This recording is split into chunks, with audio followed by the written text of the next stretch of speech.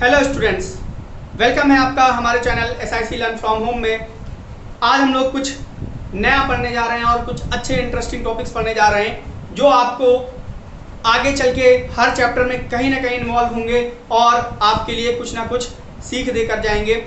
वो टॉपिक है आज जो हम लोग स्टार्ट करने जा रहे हैं। सेकेंड चैप्टर का एक इंपॉर्टेंट पार्ट है जिसको हम लोग कहते हैं डायमेंशन एनालिसिस। डायमेंशनल एनालिसिस क्या है, ठीक है, उसका यूज कैसे करते हैं और ये कहाँ कहाँ ज़्यादा ही अप्लाइड होता है, ठीक है। ये सारी चीज़ें हमको समझनी है इस पूरे पोर्शन में, इस पूरे वीडियो में, और इसके लिए आप वीडियो को आखिरी तक देखते रहिएगा, ठीक है। और जितनी भी चीज़ें बताई जा रही हैं उनको एक जगह पे नोट करते जाइएगा। सारे पॉइंट्स आपके लिए बहुत ज़्यादा इंपॉर्टेंट हैं, ये आपको आगे चल के बहुत ज़्यादा हेल्प करने वाले हैं, ठीक है। तो चलिए स्टार्ट करते हैं। सबसे पहले समझते हैं कि डायमेंशनल एनालिसिस होती क्या है, ठीक है। इसके लिए आपको सबसे पहले मैंने बताया है आपको कि दो तरीके की फिजिकल क्वांटिटीज होती हैं। एक होती है फंडामेंटल क्वांटिटीज और दूसरी होती है डेराइव्ड क्वांटिटीज। तो जो डेराइव्ड क्वांटिटीज होती हैं वो क्या थी? Derived quantities are those quantities which are made up of with the help of fundamental quantities, जो फंडामेंटल क्वांटिटीज से मिलके बनती हैं, ठीक है। उनका जो इंडिपेंडेंट नहीं होती है, वो डिपेंडेंट होती है फंडामेंटल क्वांटिटीज पे, ठीक है। उनके एग्जांपल्स भी हैं, एरिया है, वॉल्यूम है, प्रेशर है, फोर्स है, ये सारी फंडामेंटल क्वांटिटीज से मिलके बने हैं, ठीक है। तो ये कैसे मिलके बने हैं, इनका रोल कैसे है, फंडामेंटल क्वांटिटीज कैसे इन्वॉल्व होती हैं, ये सारी चीजें जो है वो हमको डायमेंशन एनालिसिस पे पता चलता है। और डायमेंशनल एनालिसिस का जो बहुत ज्यादा यूज है वो यूनिट फाइंड करने में, रिलेशन निकालने में, ये सारे एप्लीकेशन हम लोग समझेंगे और साथ में ये भी समझेंगे कि इनके जो लिमिटेशंस हैं वो क्या हैं, ठीक है। तो चलिए स्टार्ट करते हैं। सबसे पहले मैं आपको बताता हूं डायमेंशनल एनालिसिस क्या होता है।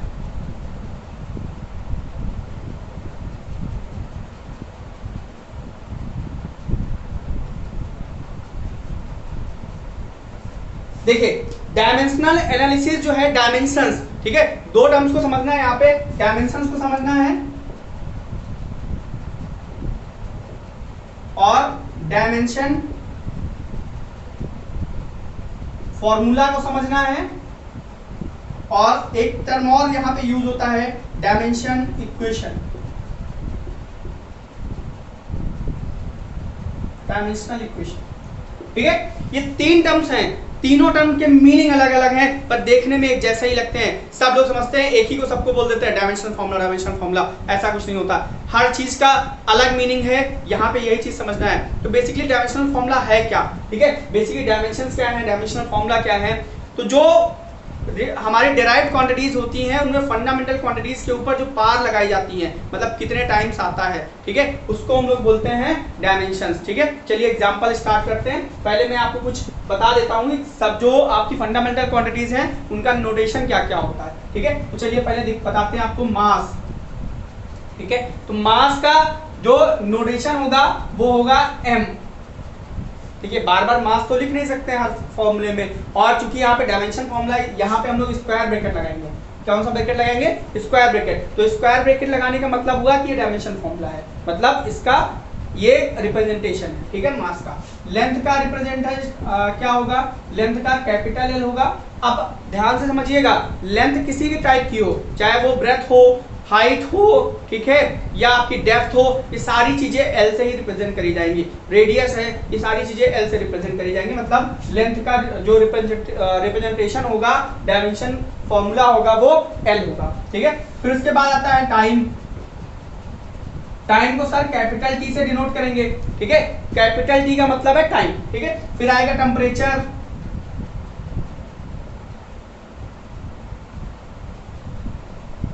इसको K से भी डिनोट करेंगे या थीटा से भी डिनोट कर सकते हैं, ठीक है। अब आते हैं इलेक्ट्रिक करंट पे।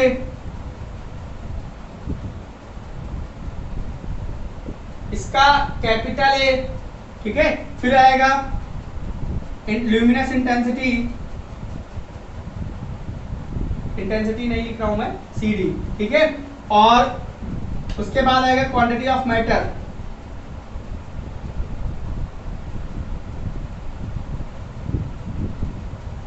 इसका जो रिप्रेजेंटेशन होगा मोल या म्यू से भी कह सकते हो, ठीक है। तो बेसिकली आपकी ये physical quantities, fundamental physical quantities और उनके डायमेंशनल रिप्रेजेंटेशन या डायमेंशन फॉर्मूला ये है, ठीक है। अब जो डेराइव्ड क्वांटिटीज होती हैं वो क्या होती हैं, इन्हीं 7 क्वांटिटीज से मिलकर बनती हैं, ठीक है। जो डेराइव्ड क्वांटिटीज होंगी वो इन्हीं 7 क्वांटिटीज से मिलकर बनती हैं। तो चलिए कैसे बनती हैं, वो कैसे होंगी उसके बारे में देखते हैं, ठीक है। और वहां से आपके सारे कॉन्सेप्ट क्लियर हो जाएंगे, ठीक है। तो चलिए स्टार्ट करते हैं, ठीक है। तो पहले इसको देख लीजिए,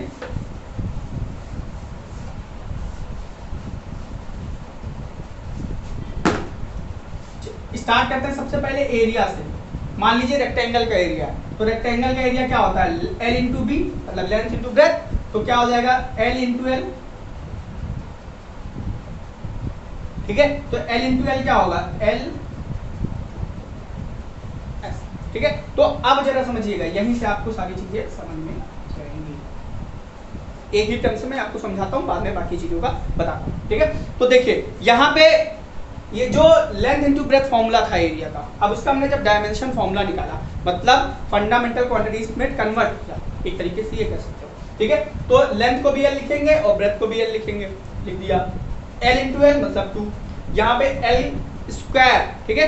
यह एल स्क्वायर नहीं लिखा हुआ है, इसको पढ़ेंगे L2, क्या पढ़ेंगे L2, ठीक है। यहाँ पे एल स्क्वायर नहीं पढ़ेंगे, क्यों, क्योंकि ये जो पूरा टर्म मिल रहा है इसको, अब ये कंप्लीट नहीं है, यहाँ पे मास नहीं है। जब इसका डायमेंशन फॉर्मूला लिखेंगे मास 0 है, L2 है और T भी 0 है, ये कंप्लीट डायमेंशन फॉर्मूला हुआ, ठीक है। अब देखिएगा जरा ध्यान से, यहाँ पे भी एरिया L2 पढ़ेंगे, ठीक है। एल स्क्वायर नहीं पढ़ेंगे, क्यों नहीं पढ़ेंगे, क्योंकि जो डायमेंशनल फॉर्मूला होता है ये हमको बताता है how the derived quantities are related with the fundamental quantities. Fundamental quantities से डेराइव्ड क्वांटिटीज कैसे रिलेट करती हैं और किस टाइप से रिलेट करती हैं, ठीक है, कितने टाइप से रिलेट करती है। देखिए इसका मतलब क्या है, L2 का मतलब है कि L जो है 2 बार आता है, L कितने टाइम्स आता है, 2 बार आता है, ठीक है। ये हमको ये मीनिंग बताता है, ठीक है। इसलिए यहाँ पे इसको एल स्क्वायर नहीं पढ़ेंगे, इसको L2 पढ़ेंगे। अगर आप कहीं भी एल स्क्वायर पढ़ते हैं तो वो गलत है मेथड, ठीक है। आपको ये ध्यान में रखना है कि इसको L2 पढ़ना है, ठीक है। और कंप्लीट फॉर्म ये है, आप इतना भी लिख देंगे तब भी चलेगा, बट एग्जैक्ट फॉर्म जो है सही है वो ये, इसमें मास भी नहीं है, टाइम भी नहीं है। आप कहेंगे सर बाकी टर्म भी लिखने चाहिए, नहीं, बस 3 से हमारा काम चल सकता है, ठीक है। तो इसको क्या पढ़ेंगे, L2 पढ़ेंगे। और जो इसके ऊपर पार लगी है, ये पार, ठीक है, इस पूरे टर्म को हम डायमेंशन फॉर्मूला कहेंगे। क्या कहेंगे, डायमेंशनल फॉर्मूला। और डायमेंशनल फॉर्मूला डेफिनेशन क्या मैंने बताई, dimensional formula tells us how the derived quantities are related with the fundamental quantities. Fundamental quantities से कैसे डेराइव्ड क्वांटिटीज रिलेटेड होती हैं, ठीक है। अब ये डायमेंशन फॉर्मूला की डेफिनेशन हुई। तो डायमेंशनल फॉर्मूला में जो फंडामेंटल क्वांटिटीज के ऊपर जो पार लगती हैं उनको डायमेंशन कहते हैं। क्या कहते हैं, डायमेंशन। जरा देखिएगा, एक ही टर्म से बाकी टर्म निकल रहे हैं। तो द पार, ठीक है, या the exponent which are used on the fundamental quantities are known as dimensions, उसको डायमेंशन कहते हैं। अब डायमेंशन समझ में आ गया, डायमेंशन अलग चीज है, डायमेंशन फॉर्मूला अलग चीज है। अब आता है डायमेंशनल इक्वेशन। अब यहां पे हमने क्या लिखा, एरिया स्क्वायर ब्रैकेट में is equal to L2, that is dimensional equation. अब देखिए जरा ध्यान से, दोनों के मैग्नीट्यूड सेम होने की जरूरत नहीं है, ठीक है। दोनों के मैग्नीट्यूड की मतलब नहीं है, हमारा सिर्फ यहाँ पे ध्यान है कि ये एरिया का डायमेंशनल फॉर्मूला लिखा है, इसको भी डायमेंशनल फॉर्मूला ऑफ एरिया, और ये L2 लिखा है, ठीक है। ये भी स्क्वायर ब्रैकेट में, ये भी स्क्वायर ब्रैकेट में, इसको बोलेंगे डायमेंशनल इक्वेशन, ठीक है। तो एक साथ 3 टर्म होते हैं और तीनों टर्म बहुत ज्यादा इंपॉर्टेंट है, ठीक है। होप आपको समझ में आ गया होगा, ठीक है। डायमेंशनल फॉर्मूला क्या है, डायमेंशन क्या है और डायमेंशनल इक्वेशन क्या है, ठीक है। अब बाकी क्वांटिटीज के भी निकालते हैं, वॉल्यूम की बात करते हैं। वॉल्यूम क्या होता है, अगर हम क्यूबॉइड की बात करें तो वहां वॉल्यूम होता है L into B into H. L की वैल्यू मतलब कैपिटल L, बी मतलब कैपिटल L और H मतलब कैपिटल L, ठीक है। तो जरा सॉल्व कर लीजिए, L3, L क्यूब नहीं, L3 मतलब यहाँ पे L जो है वो 3 बार आया है, वॉल्यूम में L 3 बार यूज होता है, ये बताता है हमारा डायमेंशनल फॉर्मूला, ठीक है। तो अब और क्वांटिटीज भी लेते हैं, थोड़ी सी क्वांटिटीज और लेंगे। चलिए, स्पीड, ठीक है। तो स्पीड की बात करते हैं। स्पीड क्या होता है, डिस्टेंस अपॉन टाइम,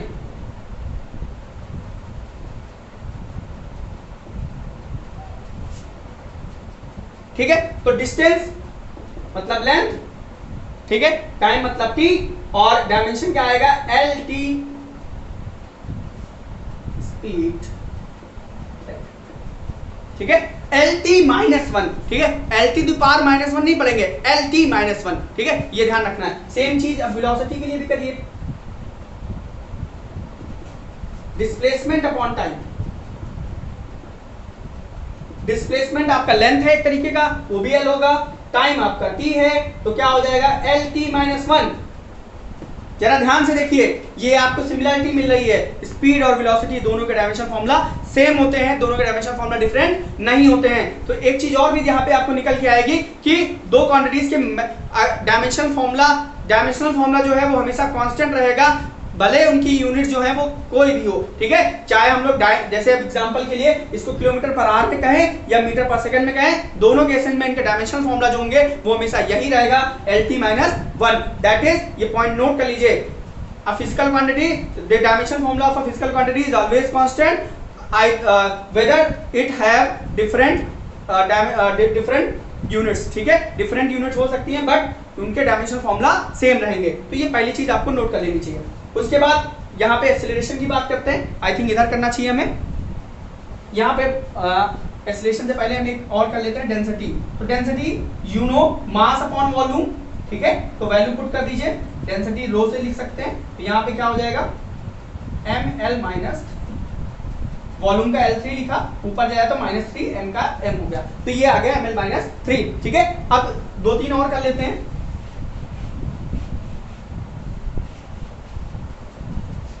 ठीक है, तो दो तीन और करते हैं। एक्सीलरेशन की बात करते हैं, तो एक्सीलरेशन क्या होता है change in velocity upon time. Change in velocity मतलब वेलोसिटी, एक चीज ध्यान रखिएगा, अभी आगे भी बताएंगे, दो फिजिकल क्वांटिटीज हमेशा तभी ऐड होंगी जब उनके डायमेंशनल फॉर्मूला सेम हो, तो या माइनस होंगी, ठीक है। तो v आ गया आपका, तो v क्या हो जाएगा LT माइनस वन, और टाइम का हो गया t, और ऊपर जाएगा साहब तो क्या हो जाएगा LT माइनस टू, ये भैया, ठीक है। अब आते हैं force, force is equal to मा, काइनेमेटिक्स की माँ, ठीक है, ध्यान रखिएगा बहुत काम आएंगे, इसलिए इनको रोज प्रणाम करना है। F इज इक्वल टू मा, मा मतलब मास का m, LT minus two, that is we have dimensional formula of F will be MLT minus two, ठीक है। सेम ऐसे ही मोमेंटम का निकाल सकते हैं, वहां पे मास इनटू वेलोसिटी हो जाएगा, ठीक है। और एनर्जी की बात करते हैं, एनर्जी को हम लोग ले लेते हैं, इसको क्यों छोड़ दें, चलिए एनर्जी की बात कर लेते हैं, काइनेटिक एनर्जी की बात कर लो, हाफ mv², इसको लेना बहुत जरूरी था ताकि आपको दिमाग से एक चीज और निकल जाए कि जितने भी कांस्टेंट वैल्यूज होती हैं 1 2 3 4 5 6 7 8 पाई, इन सब का कोई डायमेंशन फॉर्मूला नहीं होता है, इनको डायमेंशन लेस कांस्टेंट कहते हैं, अभी उनका डिस्कशन हम लोग करेंगे, ठीक है। फिलहाल अभी इतना देख लीजिए, ठीक है। यहाँ पे मास का ही लिखेंगे, m हो गया, वेलोसिटी का होता है LT माइनस वन, और चूंकि दो बार है यहाँ पे 2 लिखेंगे, दो बार है इसलिए 2 लिखेंगे। तो काइनेटिक एनर्जी का डायमेंशन फॉर्मूला क्या मिला सर, ml2t माइनस टू, देखो कैसे ml2t माइनस टू, ठीक है, ये आ गया। फिर ऐसे पोटेंशियल एनर्जी का निकालो, ग्रेविटेशनल पोटेंशियल एनर्जी का निकालो सर, mgh होता है, तो mgh, m का m, g एक्सेलरेशन है, एक्सेलरेशन का mlt माइनस टू, और l सॉल्व कर लो साहब,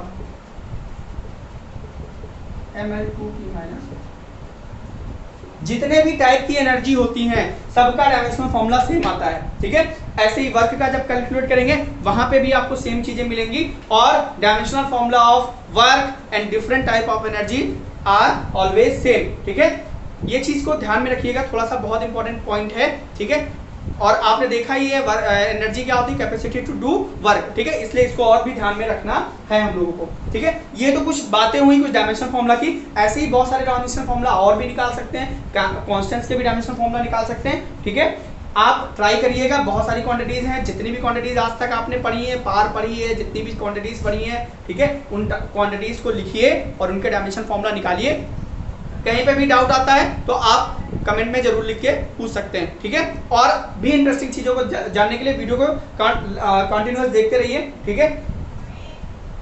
अब कुछ वेरिएबल्स की बात कर रहे हैं और कुछ कांस्टेंट्स की बात कर रहे हैं। दो टाइप के वेरिएबल होते हैं और दो टाइप के कांस्टेंट होते हैं in terms of dimension formula.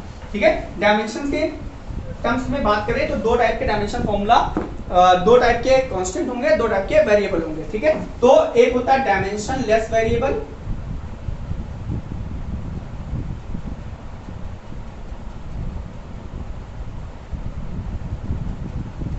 ठीक है, और डायमेंशनल वेरिएबल।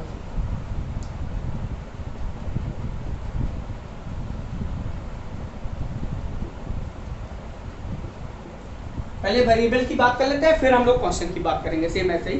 तो डायमेंशन लेस वेरिएबल क्या होते हैं? ऐसे वेरिएबल्स जिनका डायमेंशन नहीं होता है। ठीक है, अब कहोगे सर ऐसे कौन से वेरिएबल हो गए भैया जिनमें आपके डायमेंशन नहीं होते हैं?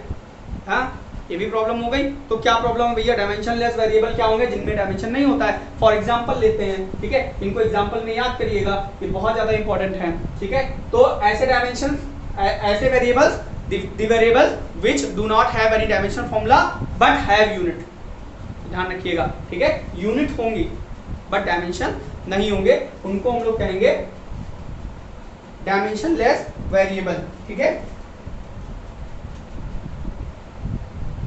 यूनिट होंगी, ठीक है, बट आपके डायमेंशन नहीं होंगे। ठीक है, तो चलिए स्टार्ट करते हैं। एंगल, एंगल क्या होता है? Arc upon radius. ठीक है, तो आर्क अपॉन रेडियस, यही लिखता हूं मैं, डायमेंशन इसको पहले बनाता हूं। ठीक है, तो आर्क की एल होता है, इसका भी एल होगा, दोनों का कैंसिल आउट हो जाएगा। आर्क एक तरीके की लेंथ होती है, रेडियस भी लेंथ होती है, कट जाएगा, यहाँ पे जीरो बचेगा, L zero. That is L zero का मतलब हुआ कि एंगल का कोई डायमेंशन फॉर्मूला नहीं होता है। ठीक है, एक चीज और टर्म आता है सॉलिड एंगल या स्ट्रेन। सॉलिड एंगल की बात कर लेते हैं। सॉलिड एंगल के बारे में थोड़ा सा डिस्कशन पहले भी हम लोगों ने कर रखा है, ये टर्म इसीलिए बार बार क्लियर हो जाएगा। यहाँ पे क्या होता है? एरिया अपॉन डिस्टेंस का स्क्वायर होता है, तो ये भी एक डायमेंशन लेस होता है। ठीक है, फॉर एक और टर्म आएगा आपका स्ट्रेन। यहाँ पे क्या होता है? Change in length upon original length. क्या होगा? Change in length upon original length. तो एल एल जो होगा वो कैंसिल आउट हो जाएगा। इस तरीके से देखेंगे तो आपके ये डायमेंशन लेस क्वांटिटीज होती हैं जो यूज होती हैं, आगे चल के हमको मिलेंगी ऐसी बहुत सारी क्वांटिटीज जो डायमेंशन लेस हैं। ठीक है, फिर डायमेंशनल वेरिएबल क्या होते हैं? जितने भी वेरिएबल अभी जितने भी मैंने पढ़ाए ये सब वेरिएबल हैं, मतलब फोर्स की वैल्यूज अलग अलग बॉडीज के लिए अलग अलग होती है, और भी चीज़ों के लिए अलग अलग वैल्यूज होती हैं। तो उस केस में ये सब हमारे जो हैं ये डायमेंशनल वेरिएबल होते हैं। ठीक है, जितने भी वेरिएबल्स अभी मैंने पढ़ाए हैं, जैसे वॉल्यूम है, वॉल्यूम भी अलग अलग बॉडी का अलग होता है, एरिया, फोर्स, ठीक है, इन सब के डायमेंशन भी हैं और यूनिट भी हैं, और जो डायमेंशंस हैं, ठीक है, और ये वेरिएबल, इनकी वैल्यूज भी वेरी करती हैं। ठीक है, तो ये एग्जांपल्स हैं, ऐसे एग्जांपल जितने भी मैंने पढ़ाए हैं अभी थोड़ी देर पहले वो सारे हैं। ठीक है, डायमेंशनलेस बहुत पूछे जाते हैं, give the name of two dimensionless variables. Most of the schools में एग्जाम्स में पूछा जाता है, इसलिए आप याद रखिएगा। दो तीन टर्म्स मैंने लिख भी दिए हैं, एंगल, सॉलिड एंगल और स्ट्रेन। ठीक है, ये तीन टर्म्स लिख दिए हैं, और भी आपको ऐसे मिलते जाएंगे जिनको आपको समझते रहना है। ठीक है, अब कुछ टर्म्स और भी देखते हैं। मैंने कहा था वेरिएबल, उसके बाद कांस्टेंट की बात करेंगे। डायमेंशनलेस कांस्टेंट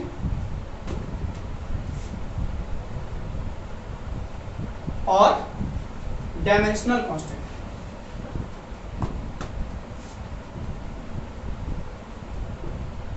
देखिए, कांस्टेंट यहां पे जो यूनिट ना रखते हैं, पहली बात तो ये ध्यान में रखिए।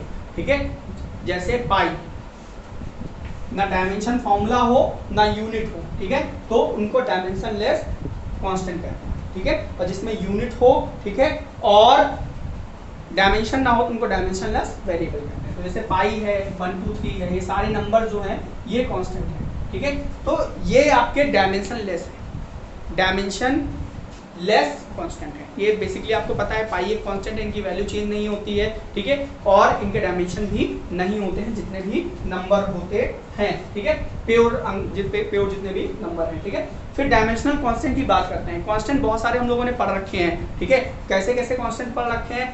कैपिटल जी पढ़ रखा है आपने, याद होगा, कैपिटल जी क्लास 9th में पढ़ा था। ठीक है, क्या है, यूनिवर्सल ग्रेविटेशनल कांस्टेंट। यहाँ पे जी का भी एक कांस्टेंट होता, जी का भी एक डायमेंशनल फॉर्मूला मिलता है, ठीक है, इसलिए इसको डायमेंशनल कांस्टेंट कहते हैं, ठीक है, क्योंकि इसमें डायमेंशन होते हैं। तो चलिए स्टार्ट करते हैं। फॉर्मूला क्या था, आपको याद होगा, जी m1 m2 upon r square, ठीक है। तो भाई f हमको g का चाहिए, तो g के टर्म्स में लिख लो, ठीक है। अब इसमें वैल्यू निकाल लो, f का डायमेंशन फॉर्मूला निकालो, ml/-2, शायद मैंने बता रखा है आपको अभी थोड़ी देर पहले, L2 हो जाएगा ऊपर और मास का m और m हो जाएगा, ठीक है। हमको g का डायमेंशन फॉर्मूला निकालना है, ठीक है। ये हमने इधर भेज दिया, ठीक है, इधर और अपॉन में आ गया, m का m हो गया और ये f का हमने पहले निकाला था, सारी वैल्यू रख दी, एक m से एक m हमारा कैंसिल आउट हो गया। अब हमारे पास क्या बचता है, जरा देखो जरा ध्यान से आप लोग, m ऊपर जाएगा, माइनस m-1 बचेगा और ये इसके साथ में L3 हो जाएगा और t-2 हो जाएगा। ये देखिए ध्यान से, हमारा ये कैंसिल आउट हुआ, ये ऊपर गया, -1 हो गया, L3 हो गया और t-2 का। इस तरीके से देखिए आपको डायमेंशन फॉर्मूला मिल गया g का, ठीक है। कांस्टेंट क्यों बोला, क्योंकि g की वैल्यू हमेशा कांस्टेंट रहती है, ठीक है। कुछ और टर्म्स हैं, जैसे मैं 2-4 नाम और ले लेता हूँ, epsilon not, permittivity of free space, mu naught, permeability of free space, ये सारे क्वेश्चन हमको नेक्स्ट ईयर मिलेंगे। इस ईयर अभी मिलेगा ईटा, ईटा क्या है, विस्कोसिटी ऑफ द मीडियम, ठीक है। तो ये सारे टर्म जो हैं, ये गामा, इसको विस्कोसिटी भी कह सकते हैं, मॉडुलस ऑफ रिजिडिटी के टर्म्स में भी यूज करेंगे। y जो है, y हमारा क्या है, यंग्स मॉडुलस, ये डायमेंशन लेस नहीं है, ठीक है, इनमें डायमेंशन भी है और कांस्टेंट भी है। ये इनकी वैल्यूज पर्टिकुलर मटेरियल के लिए, पर्टिकुलर वैल्यूज के लिए कांस्टेंट रहती हैं, दैट इज ये सब कांस्टेंट जो है डायमेंशंस के साथ में है, इसलिए इनको डायमेंशनल कांस्टेंट कहते हैं, ठीक है। तो ये कुछ टर्म्स है जिनके बारे में मैंने डिस्कशन किया और आपको ये सारी चीजें ध्यान में रखनी है, जो जो चीजें मैंने बताई हैं, ठीक है। और डायमेंशनल फॉर्मूला का जो मैंने पढ़ने का तरीका बताया है, इसको जरूर याद रखिएगा। साथ में इसके पहले जितनी भी चीजें बता रखी हैं मैंने, ठीक है, जैसे कैसे निकाला जाता है, कैसे लिखा जाता है, इसको हमेशा स्क्वायर ब्रैकेट में लिखेंगे, स्क्वायर ब्रैकेट में नहीं लिखेंगे तो गलत हो जाएगा, उसका मीनिंग अलग हो जाएगा, ठीक है। ये सारी चीजें बहुत इंपॉर्टेंट है, यहाँ पे लिखने का, नोटेशन का बहुत फर्क पड़ता है साइंस में, ठीक है। तो अब बात करते हैं इसके एप्लीकेशंस की। मैं एप्लीकेशंस का नाम लिख देता हूँ, ठीक है, और केवल एक एप्लीकेशन को अभी टेकअप करूंगा, ठीक है, बाकी नेक्स्ट वीडियो में करूंगा, वहां पे आपके लिए और भी चीजें आएंगी साथ में, ठीक है।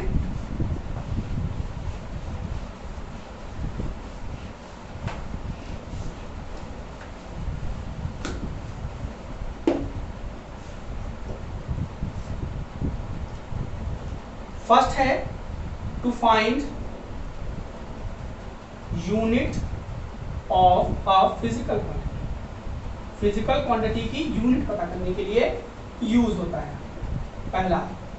दूसरा है to find dimension formula of constant, physical constant, ये भी मैंने करके भी दिखाया आप लोगों को। और तीसरा है to convert unit of one system into another system, एक सिस्टम की यूनिट को दूसरे सिस्टम में कन्वर्ट करने के लिए, to convert unit of one system into another। Fourth है आपका to check the correctness of the given relation, ठीक है, टू चेक द करेक्टनेस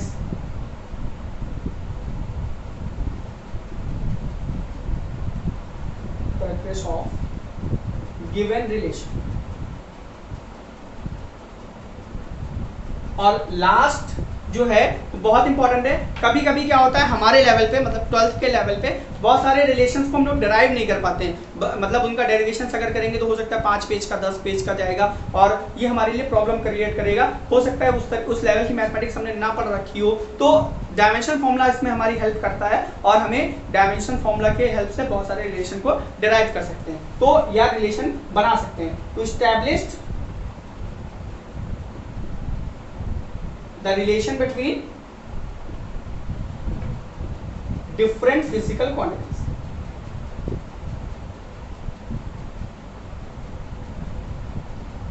ठीक है, ये बहुत ज़्यादा जरूरी है। ठीक है, इसीलिए मैंने इसको अलग कलर में भी लिखा है, और पहला वाला तो मैं अभी बताने ही जा रहा हूँ आपको। ठीक है, तो बेसिकली आज हम लोग इस पे फोकस करेंगे, और ये मैंने अभी आपको बता ही दिया है। ठीक है, तो जो नेक्स्ट 3 हैं, इसके बाद इनके लिमिटेशंस क्या हैं वो नेक्स्ट वीडियो में टेकअप करेंगे हम लोग। फिलहाल अभी हम लोग इस पे फोकस करते हैं, to find unit of a physical quantity. सबसे पहले बात करते हैं यूनिट कैसे निकालेंगे। मान लीजिए फोर्स, ठीक है, फोर्स का डायमेंशन फॉर्मूला अभी सब निकाल के दिया हमने, ml/t-2।